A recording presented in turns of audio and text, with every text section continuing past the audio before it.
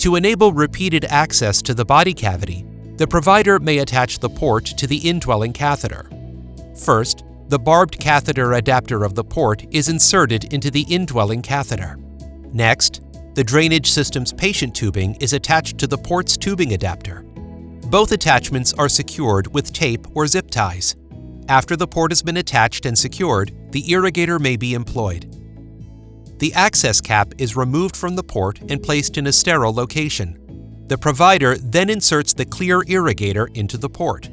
Doing so will automatically cut off flow to the drainage system, and the previously described irrigation procedure may be initiated.